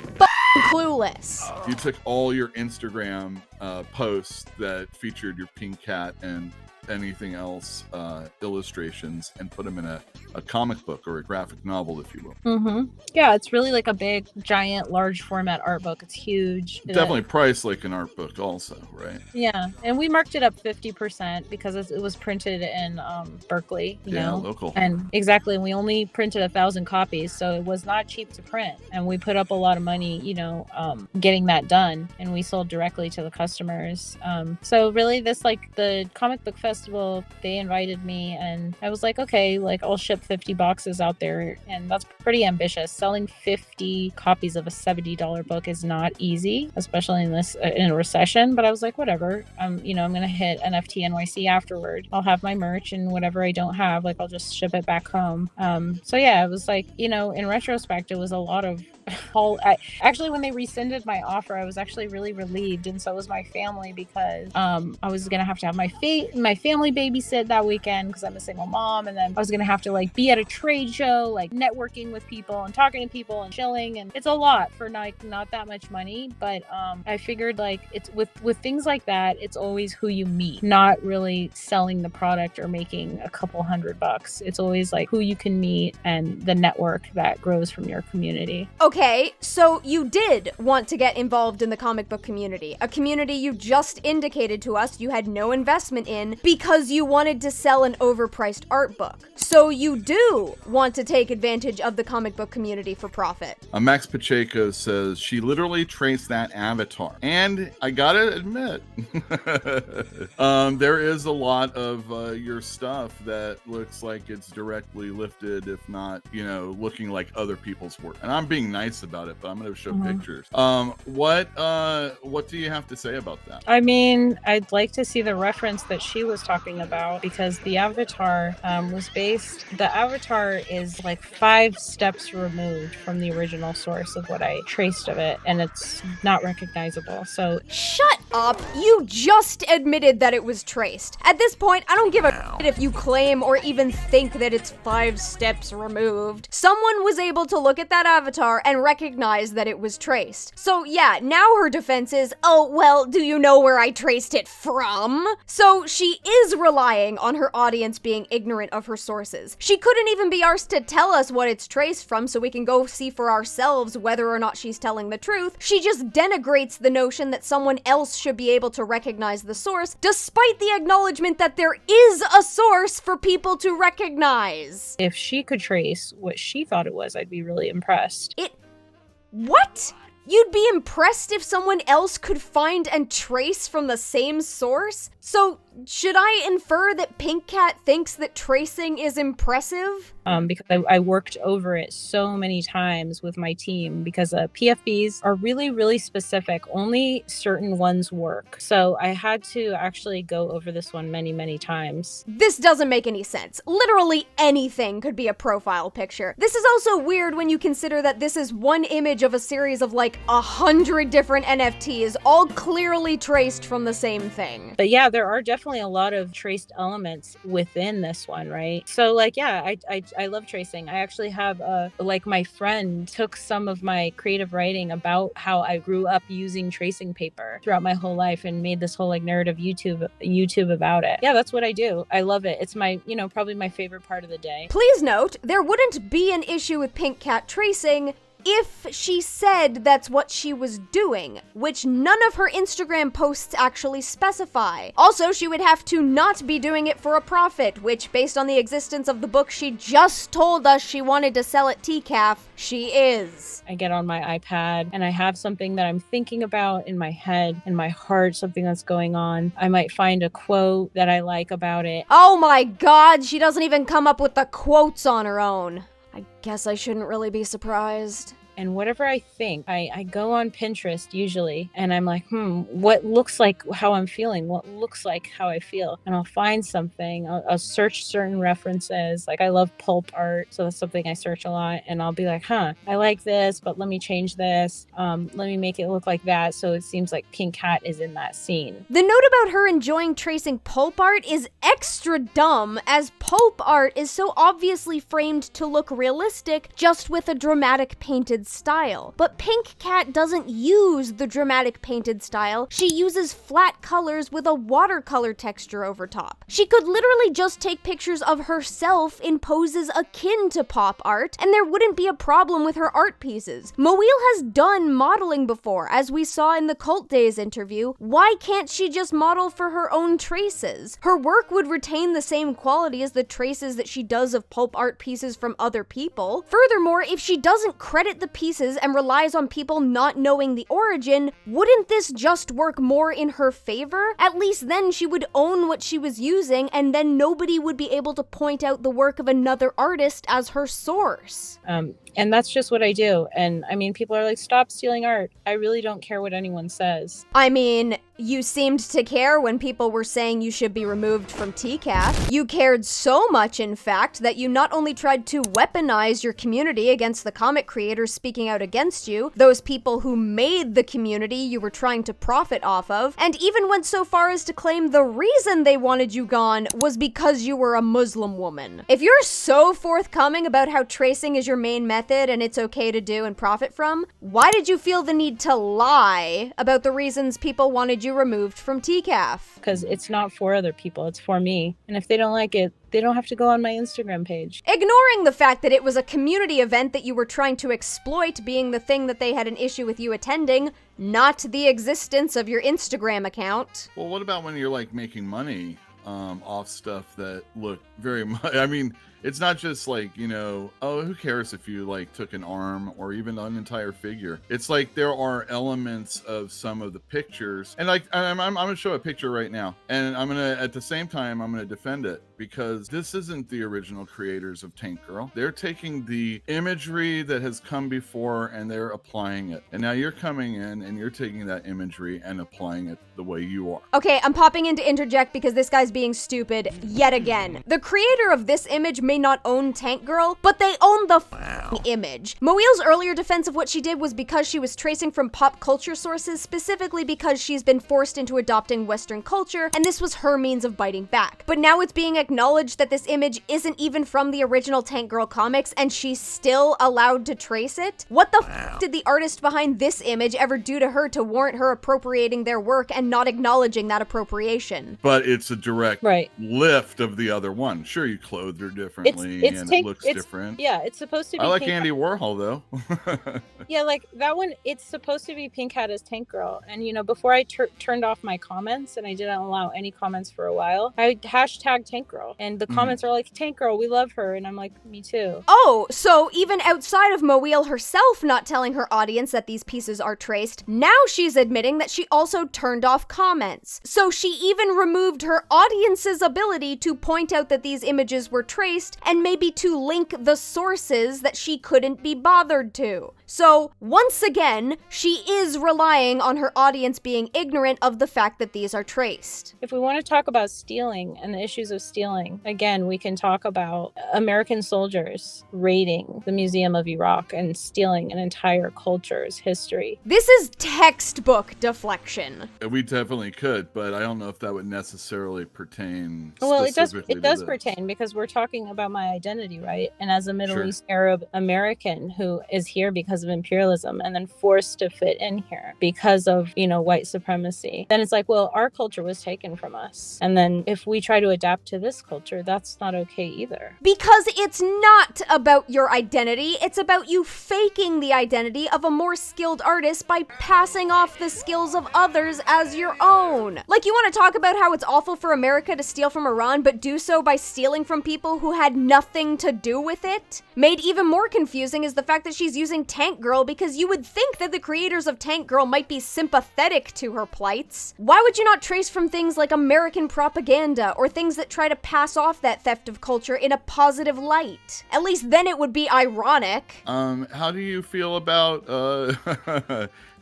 feel about like a food fusion restaurant? Is that appropriation or it's just like a melding of stuff, right? Oh, yeah, I mean, isn't that what America's all about, though? It's what the world is all about. You know, the world has always been a globalized world. That's why we see pyramids all over the world that were built at the same time. You know, so I think that humans are one race and people are a hive mind, and you know, the internet is allowing us to get in contact and understand that. So I think fusion restaurants are natural and they're good, and the culture is ever changing. So it is okay to steal from the cultures of others. So why, up until this point, has Moeil been excusing her plagiarism because America stole from her homeland? If you want to make the claim that everyone's one race and therefore cultural exchange is fine, sure, but why the f*** has it been your justification leading up until now? Furthermore, how is cultural exchange at all comparable to the outright plagiarism of the works of individual artists? Answer, it isn't. You think a guy like Gordon Ramsay should be allowed to have a Mexican restaurant, though? I think anybody should be allowed to do anything, yes. I mean, just about, you know, without like criminal intent.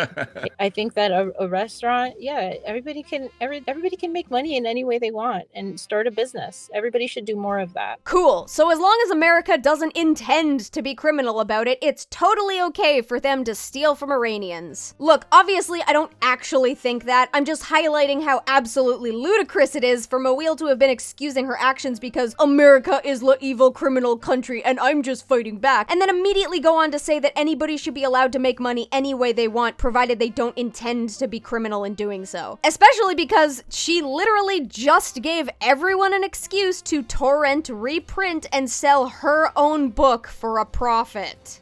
Oops. Gabby Golick says this is literally plagiarism, and let me maybe ask this question or answer it or in a question to you. Is plagiarism like there's a lot of levels to plagiarism, and it's really hard to prove anyway. Is this really plagiarism? Plagiarism is hard to prove. So do you think that this is plagiarism? Person currently being accused of plagiarizing? Despite the fact that if you look up the definition of plagiarize, it's literally what she's doing. This idiot even confirmed that to us when he showed images from her Instagram, which didn't attribute the work to the artist that she was appropriating from. Oh my God, end me. I mean, maybe it is to her. And I think that's what's important, right? I don't care about that. And I've said that before. And I'm the one who's doing it. So people who are trying to make me feel bad or maybe incite empathy within me, it's not moving the needle. But what's important is that Gabby feels that way. So she doesn't have to participate in the art. And if she is worried about social justice, I think that she can find causes that are more impactful than maybe an Instagram artist. Maybe something like, that's actually hurting people or something that can actually help people. I think she should focus, if she's interested in social justice, find ways to help people. Wow, so more deflection. Why do you care about what I'm doing when there are other people in the world who need help? Also further getting across the notion that people need to be informed about what Pink Cat's methods are, and that this ignorance is something that she is exploiting in order to further her own goals. If Gabby's totally within her right to think that it's plagiarism because she is aware of the appropriated pieces, then Moeel is doing her audience a disservice by not presenting this information to them alongside the appropriated pieces. How are they making an informed decision in choosing to support your work if you aren't informing them of what you're doing? Also just confirming to us that Moeel gives zero fucks about the community she's profiting off of because she just flat out told us that she has no empathy for the artist that she's tracing from. Cool. When I found out about you just a few days ago, again, it was because of a retweet of somebody. I found out that you were going to be a featured guest at TCAF, and I'm like, TCAF? Oh, that's that Toronto one, right? So I looked into you just a little bit, and I actually waited a day, and then I started seeing a lot more prominent people in comic books starting to say things, and then I had to reach out, and you're awesome because I did this just yesterday, and I thought this was like a really important conversation to have because here you're going to be going to TCAF. You have a lot of people that know who you are, and comic books right now are not the boom industry everybody wants to make them out to be. Which you would think would make it more apparent that Moeel is trying to exploit a niche community, but okay. I personally think getting eyes on the prize is what we really want to do. And if that's the way, I just I saw a lot of independent people being really pretty butthurt about it. And what do you think about that? Well, I'm not going to TCAF because they actually rescinded their letter, which was a surprise, which was not a surprise. It was a relief because it's just because of the physical of me getting on an airplane during COVID and getting my, all the logistics. Like this was going to be not an easy or fun trip for me from the get-go because it's a trade show. I'm not going to Miami for vacation, in other words. So, they rescinded their offer and I'm like, okay, great. Like, and now I don't have to do that. Now I can tell my production manager, oh, I don't have to go. She didn't even have to go in the first place. Moeel claims that she didn't want to go, but she had to go because networking options, but she's a internet artist. The internet, that thing that connects all of us and makes it possible for us to interact with people on the other side of the planet. Moeel didn't have to go to TCAF to network with the comics community. She literally could have just reached out to them on her own time from the comfort of her own home. But she wasn't doing that because, as she already indicated to us, she doesn't care about the comic book community. In that regard, the only thing she would have gotten out of TCAF that she couldn't have gotten otherwise was not only access to a bunch of people who might have bought her book, but also what would have effectively been a seal of approval from TCAF indicating to event goers that she was trustworthy. because I was doing my due diligence by if I'm getting an offer and someone's paying for my airplane, they're paying for my hotel, they're offering to host me at Cafe Paminar for a gallery. I run a business, so at the end of the day, I have to take these opportunities. That doesn't mean I want to do them. Right from Moeel's mouth. All the things that she was being offered in attending TCAF. So I am relieved not to go, but I don't really understand what the hullabaloo is. Part of me is like, okay, is it my identity? Is it the fact that I'm Middle Eastern American? Is the fact that I sell NFTs? Is the fact that people don't want to adopt to blockchain? They love the central banking system? I have no idea. Or are they just like hateful, negative people who are like this bored? Everyone who spoke out against Moeel's inclusion in the event cited it as either being because she's a plagiarist tracer, because she commodifies black culture, or because she's an NFT grifter. She knows why nobody wanted her there. She's just playing dumb. This is nowhere near the full extent of the interview. Again, link to the full thing in the description for those interested. But this is all I'm going to cover. Most of what gets discussed beyond this point is Boomer here continuing to misunderstand comics and admitting that he didn't do his due diligence before this interview, as well as talking about NFTs. Oh, and Pink Cat admitting that she didn't even know if the people being outraged over her going to TCAF were comic book artists, despite them saying that they were, and that being one of the qualifications listed in a bunch of their bios. So either continued feigned stupidity or actual ignorance. Who can even say at this point? If you do go watch the full interview, however, I highly recommend checking out the live chat replay because these guys are not falling for her bullshit and it's pretty great. Oh!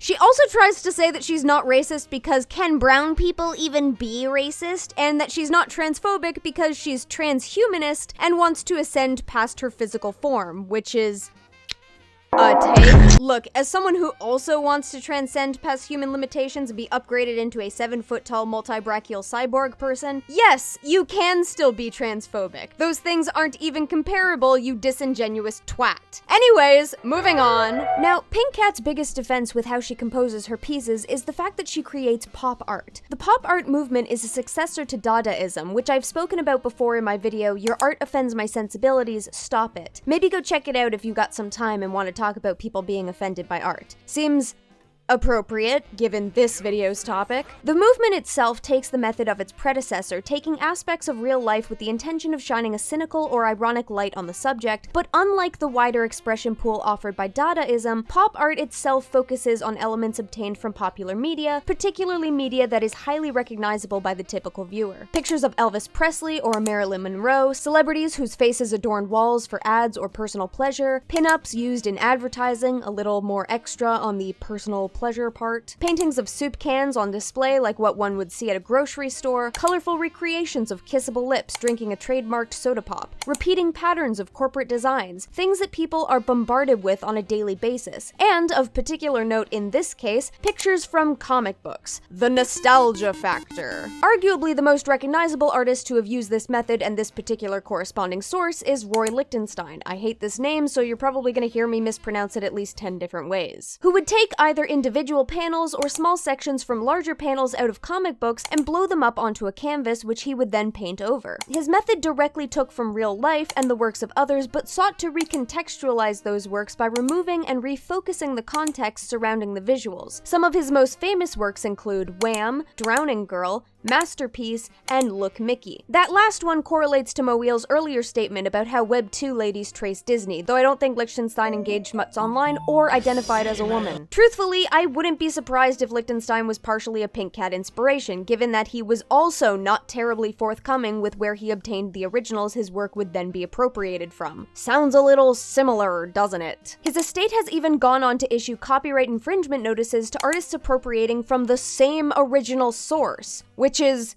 hypocritical, to say the least. Essentially, it's giving the impression that Lichtenstein has the right to steal from these artists, but nobody else is allowed to. David Barcela actually created the project Deconstructing Roy Lichtenstein and made efforts to find most of Lichtenstein's sources if anyone's interested in that. Though I think he also failed to highlight where the originals came from, just the artists who drew them, which admittedly is still pretty swell of him. It allows you to compare the pieces Lichtenstein made notable transformative and contextual changes to versus the ones where he just made the lady blonde. So how well does Moeel's art fit into this model? Pop art laughs at the absurdity of corporate design. It gawks at idol worship. Does Pink Cat really do that? I mean, didn't the 2018 article indicate that Pink Cat is supposed to be an idealized feline stand-in for a digital caliphate? Pink Cat is supposed to be worshipped and venerated. So isn't she representing the very thing that pop art tends to reframe in a cynical manner? Or is that the ironic twist? Does Pink Cat then seek to reframe the artwork by posing her feline self-insert as the virtual goddess propped up by these pop culture images? Is she mocking idol worship by creating a virtual figurehead of herself? We'll bring up Moeel's Tank Girl traces as an example. As you can see, Moeel traces the main figure, but never anything going on in the background. This could be for a couple different reasons, ranging from the background clutter wasn't necessary to outright laziness. Moeel only traces as much as she needs to then insert her Pink Cat into the piece. If that then means she needs to trace a mini tank for her to sit on, Moeel will trace it, but whatever context is present and necessary in the Tank Girl story isn't necessary for Moeel's trace, so she just excludes it.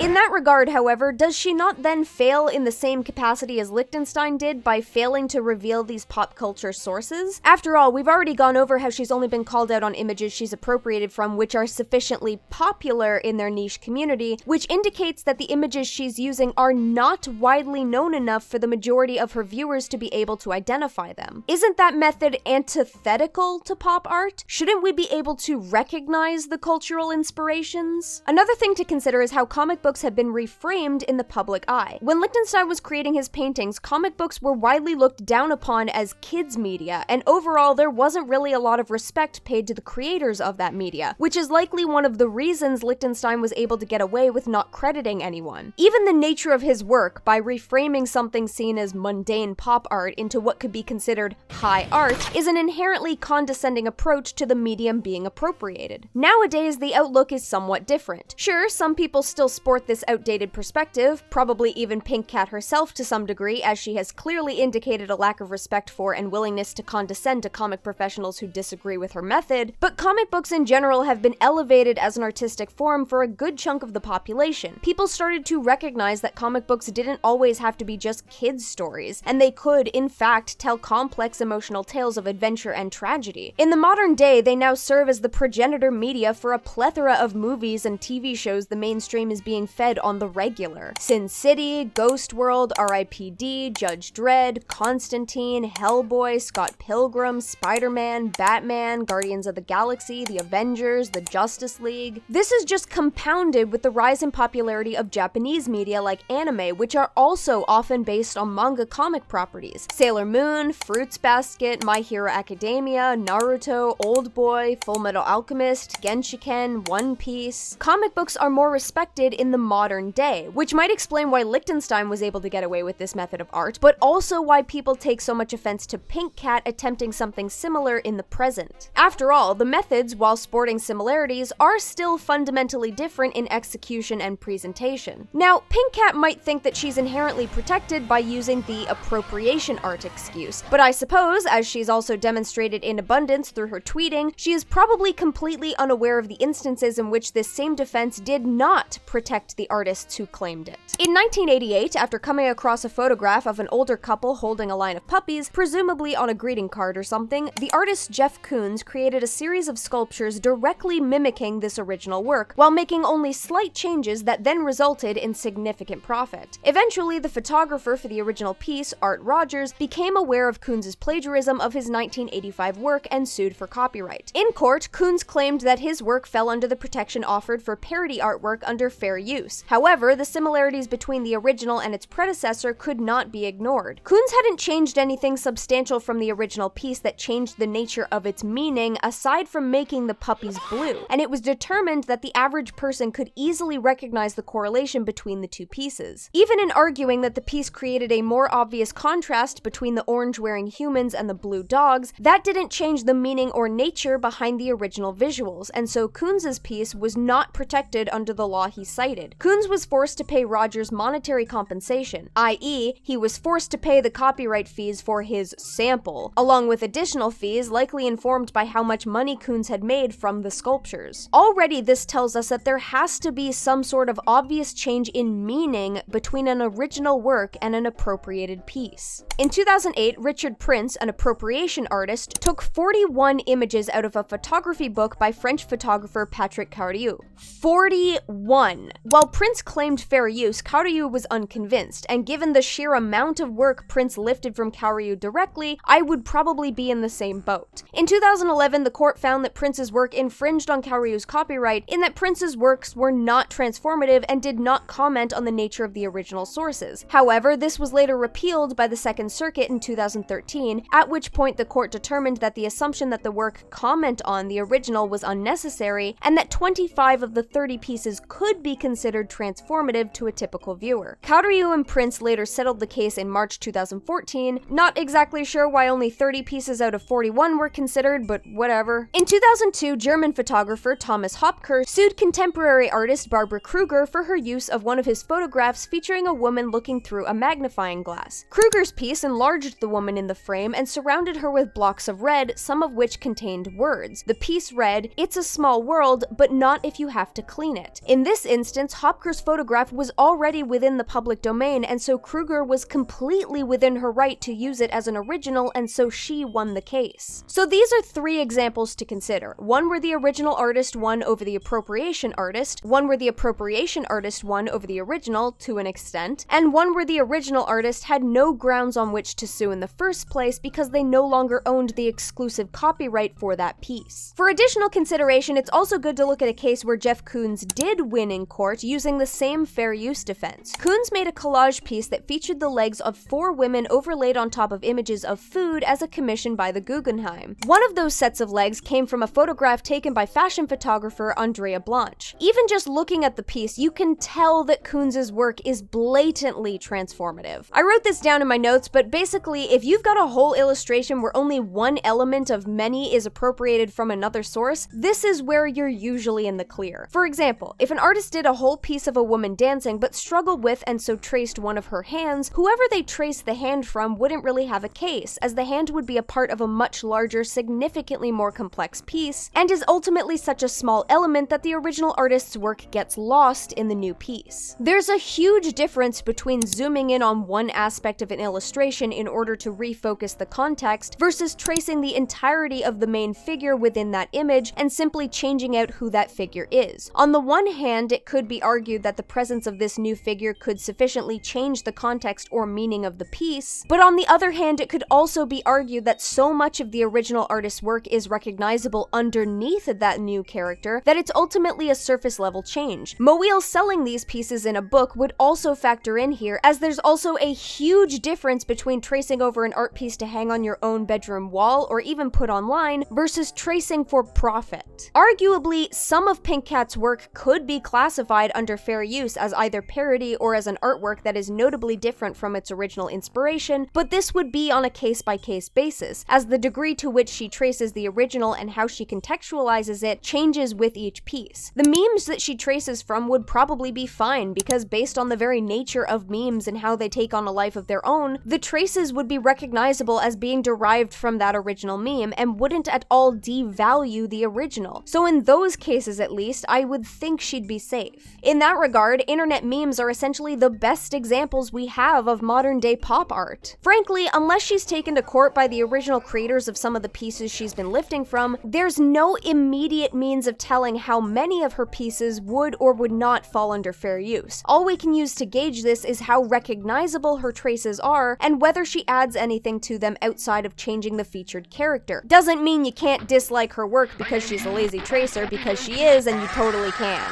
So at the end of the day, what do we know about Saba Moeel? We know that she is a single Muslim mother born in Shiraz, Iran, living in California, who posts content daily on her Instagram. We know that she uses her Pink Cat persona character as a means of garnering an audience on the premise of the content being relatable and reflective of the modern day woman's plight, which she acknowledges as going hand in hand with Black culture's dominance over the West. We know that she traces that content from the works of other artists, and that she does so unapologetically and with no empathy given to those she traces from. We know that she sells those traced illustrations and thus profits off of them. We know that when confronted with her tracing and the fact that the community she's trying to insert herself into doesn't support that technique, she deflects and excuses her actions because Murica bad. We know that when confronted with inappropriate comments she's made in the past, she then exaggerates the time frame to make it seem like people were demanding apologies for things that she said as a literal child instead of things being said at a time when she had a child. We know that she has turned off comments on her Instagram page when people started informing her ignorant audience that these pieces were traced. We know that she has actively lied about being excluded from the comic community because of her Muslim identity. And we know that she claims to not care what the community she's profiting off of thinks about what she does. I think we can all agree that Moeel shows no intention of stopping what she's doing, she has no intention of actually taking the time to develop her skills to the standard of the pieces she appropriates from, and she seemingly has no intention of apologizing for or correcting the nature of the inappropriate statements the community has indicated as being issues. She would much rather deflect, play the victim, and lie about the intentions of her detractors, whilst, of course, ironically stating that you can't trust non-doxed accounts because they spread misinformation designed to ruin the businesses of women of color, and that she herself, someone actively caught lying, is fully doxed and therefore trustworthy. Moeel has spent years crafting her digital caliphate, and ultimately the greatest threat to that image is simply the knowledge as to how she did it in the first place. An idol built upon pillars of sand that crumbles as the incoming tide exposes the true nature of its base.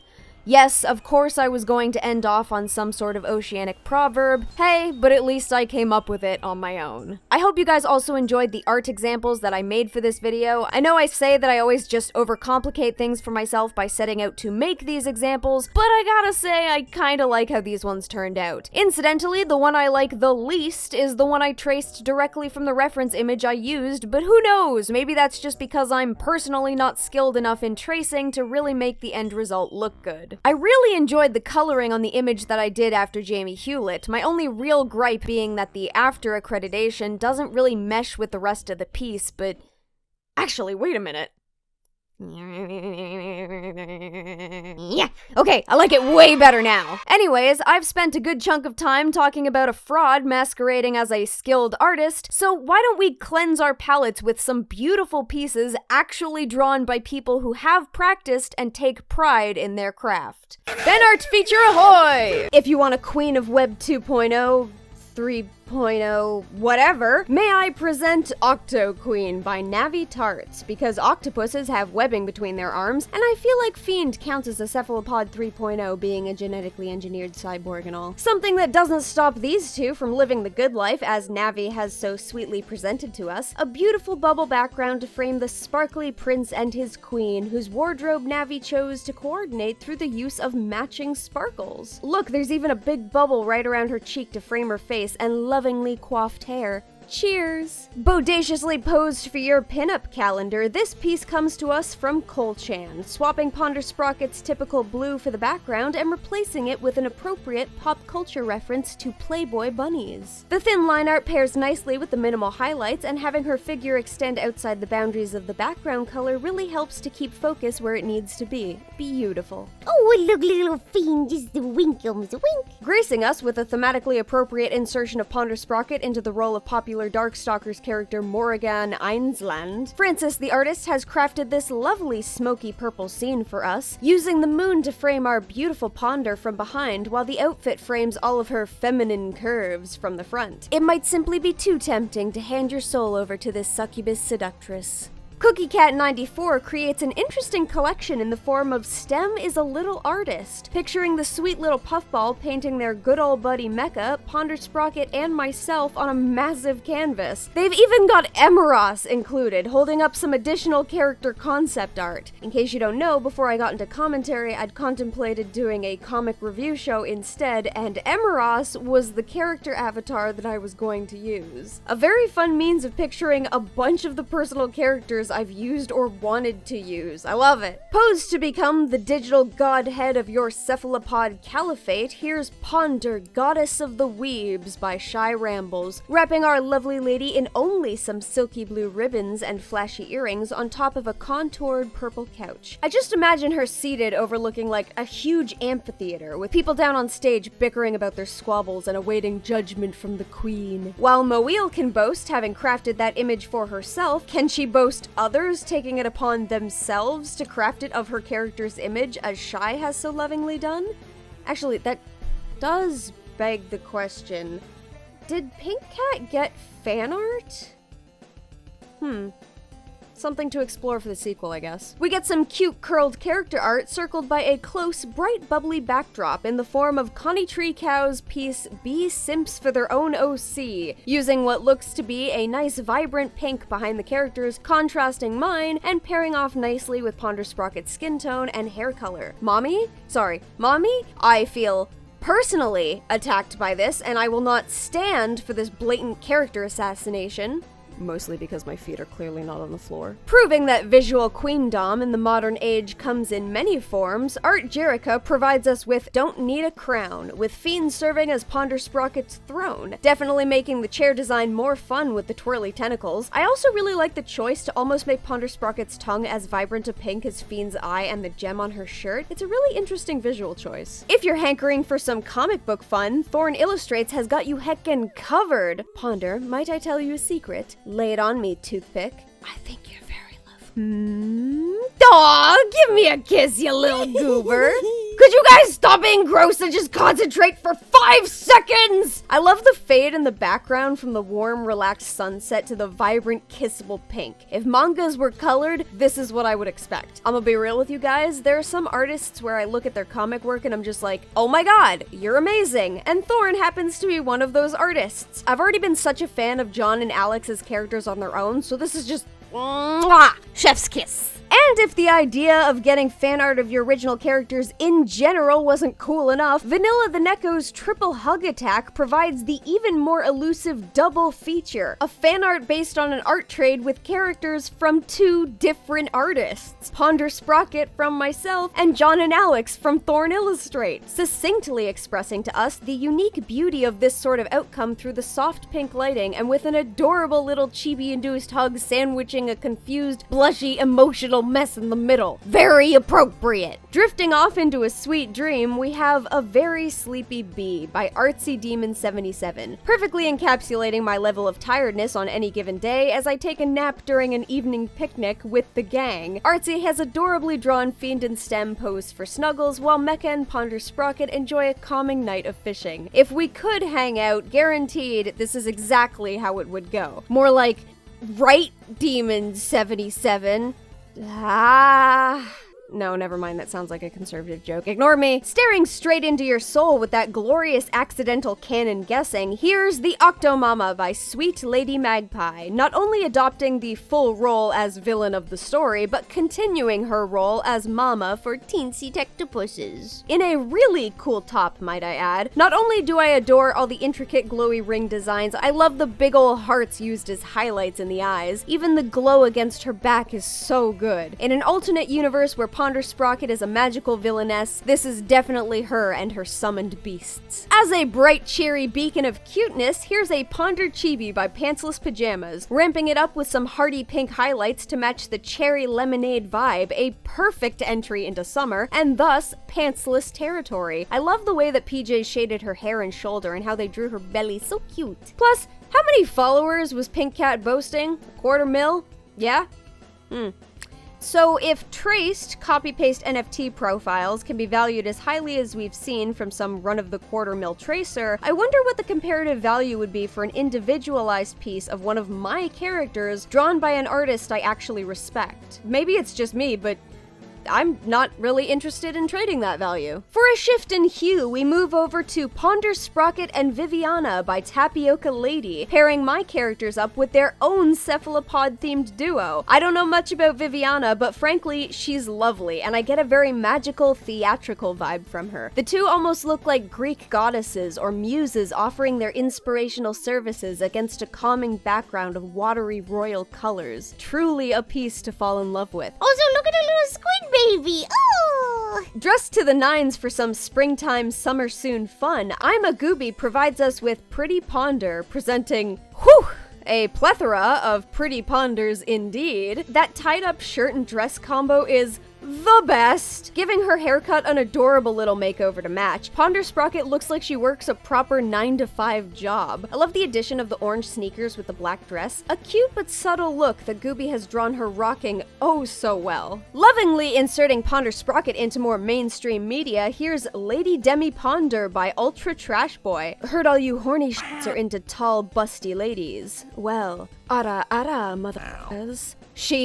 Whew, let's be real, if you've been here since the beginning, they've got that right. Goodness, the soft shading across her body, the beautiful purple backlight tying into the pink of the background and then contrasting so nicely with the yellow tint cast on the dress, the perfectly appropriate theming and character comparisons, plus Ultra Trash Boy drew Lady Dimitrescu's outfit beautifully. It's no wonder the piece looks so good. And we'll end things off with a late Christmas present by It's Perfectly Peachy. That's totally fine, this is a late fan art feature, making my hair look freaking phenomenal, might I say. I wish I could wake up looking that good each morning. I am in love with how they've done the highlight, really bringing out that blinding digital green that I adore so much. Also, look at those hands! Look at them! I kiss them.